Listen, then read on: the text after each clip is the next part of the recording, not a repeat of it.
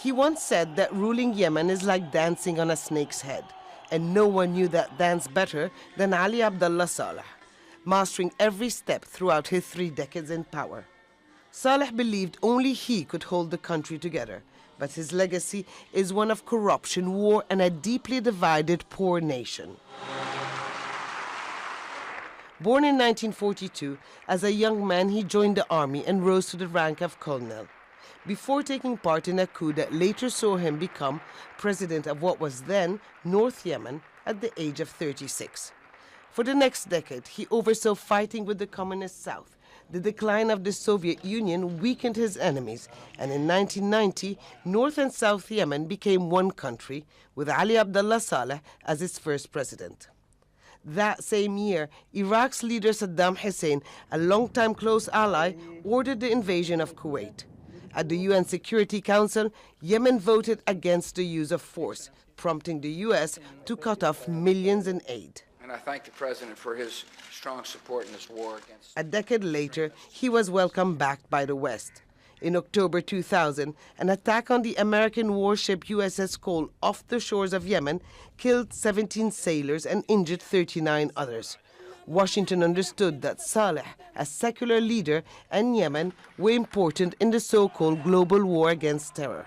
He'd won friends and cash, but did little to fix Yemen's internal problems, a Houthi Shia rebellion in the north and a separatist movement in the south. Critics say that more than a dancer, Saleh was the dark horse of Yemen's tumultuous politics, playing off military and tribes to keep himself in power. The toughest challenge came in 2011. The Arab Spring was sweeping across the Middle East. Inspired by Tunisia and Egypt, Yemenis filled the streets, protesting against poverty, unemployment, and demanding for a regime change. But dissent was something Saleh never tolerated. Still, Yemenis stood firm, even when the protests turned violent. A few months later, injured in a rocket attack on his compound, Saleh was flown to Saudi Arabia for treatment. His face burned and hands bandaged, he appeared on TV defiant as ever. But this was a weaker president, abandoned by his political allies at home and under intense international pressure to hand over power.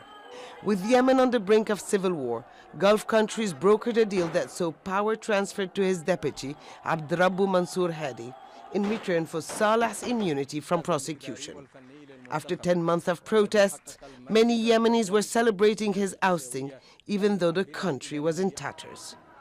But Ali Abdullah Saleh had merely gone into the shadows, rehearsing the next step in his snake dance. And merely 3 years later, Saleh was again at the forefront, with a strong of support of the army. He allied himself with Iranian-backed Houthi rebels. They shared a common enemy, his successor Hadi. In 2015, a Saudi-led coalition started a military campaign to restore Hadi to power and imposed a blockade over the country. But the snake charmer was losing direction. Just a few days before his death, Saleh turned his back against the Houthis, signaling a possible return to the Arab fold. It was meant to be another great survival act, but it turned out to be his last. Abdul Hamid, Al Jazeera.